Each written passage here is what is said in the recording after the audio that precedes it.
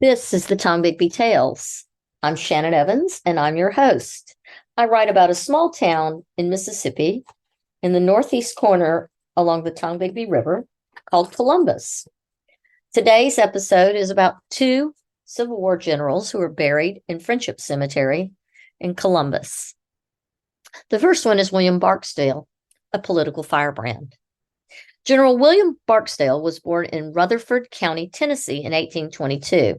He was orphaned at the age of 13 and is believed to have moved to Columbus, Mississippi, initially to live with an uncle.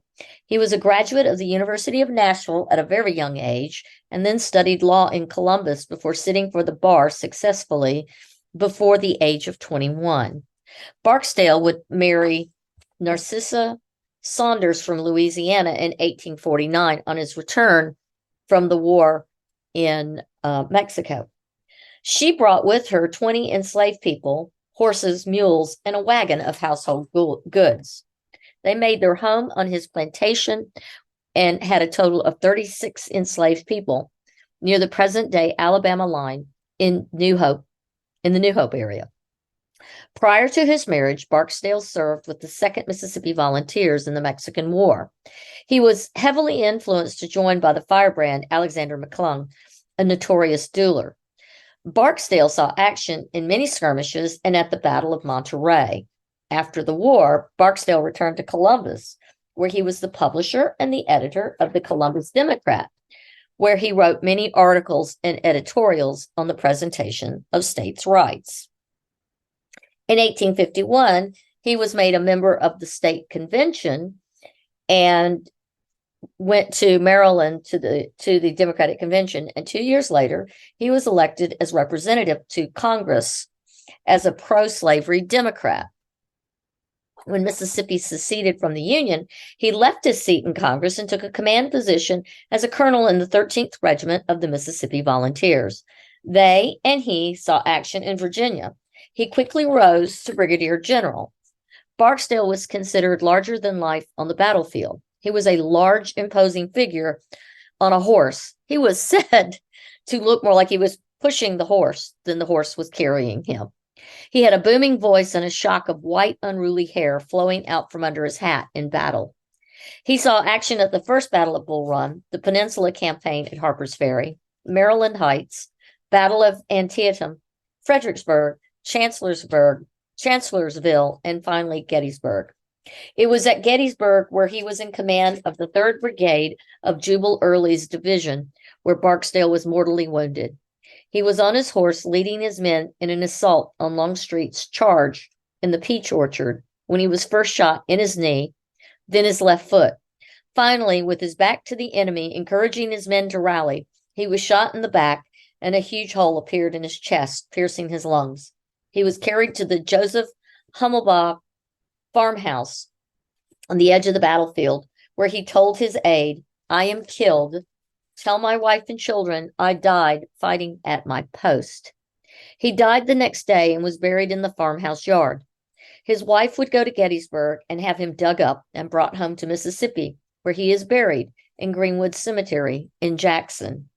A cenotaph was then placed in the Columbus Military Section in Friendship Cemetery by the United Daughters of the Confederacy.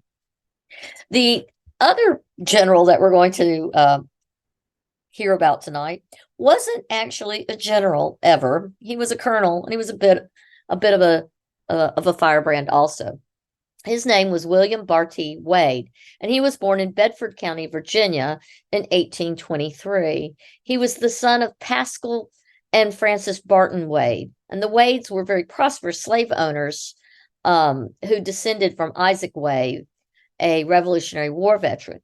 In 1835, Wade's father moved to Columbus in Lowndes County, and during the Mexican War, Wade enlisted in the 1st Mississippi Regiment, rising to lieutenant of Company K and distinguishing himself at the battles of Monterey and Buena Vista. Returning to Lowndes County, he married and he became a prosperous planter and a Whig. Wade was elected state representative in 1854, but he only served one term. He was also captain of the local militia company. Upon the secession of Mississippi, William Wade raised a company called the Lowndes Southrons, which was sent along with 6 other companies to Pensacola, Florida. On January 17, 1861, Wade was elected lieutenant colonel of the regiment organized from these companies. The regiment was mustered out in February of 1861, and Wade reverted to captain of the Southrons, redesignated Company D, 10th Mississippi Infantry. The 10th served at Pensacola in 1861 and at the Battle of Shiloh. Upon the May 1862 reorganization of the Army, Wade was not reelected captain.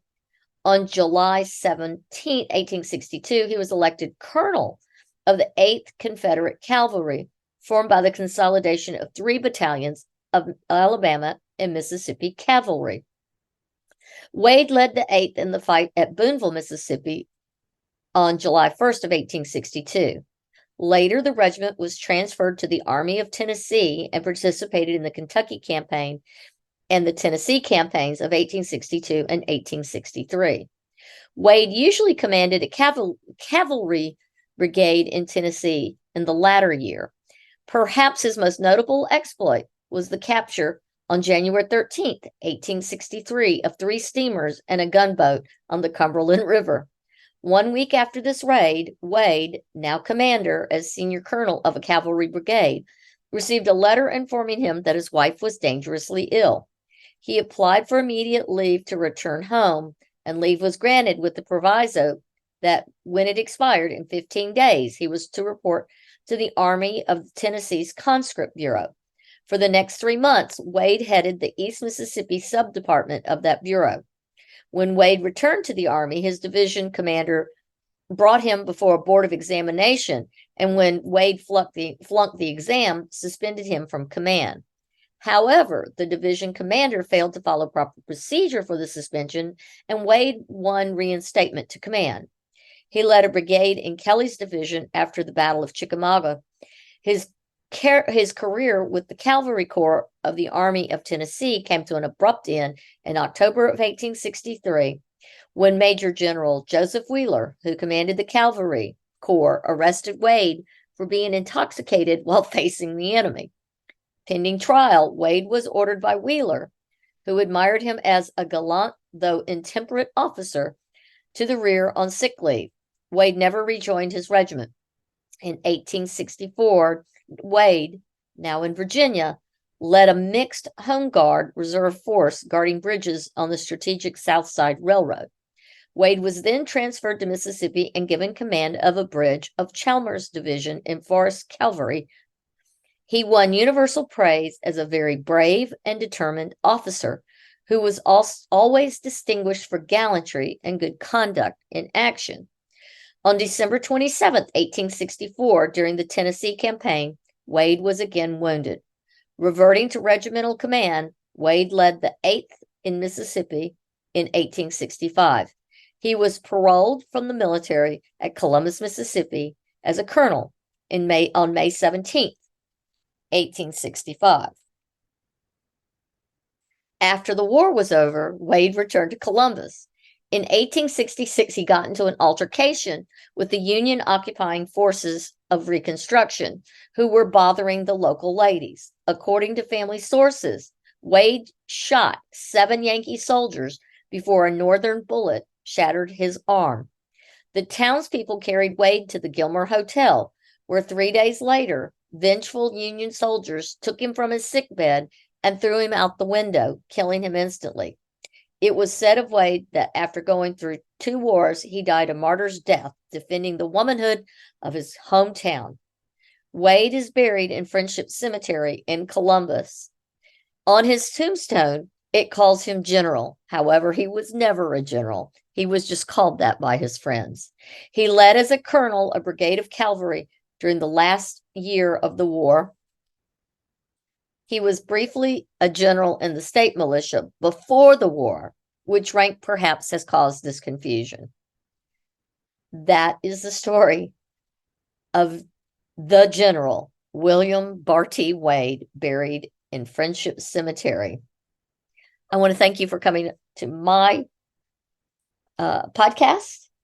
If you want to learn more about Columbus's vast and varied history, if you'd like to learn more about these generals and others like them, as well as about the homes and the various other characters of Columbus who were not thrown out of hotel windows, like and follow the Historic Home Tours of Columbus, Mississippi Facebook page, and then follow, like, and subscribe to this podcast, The Tombigbee Tales. Until next time.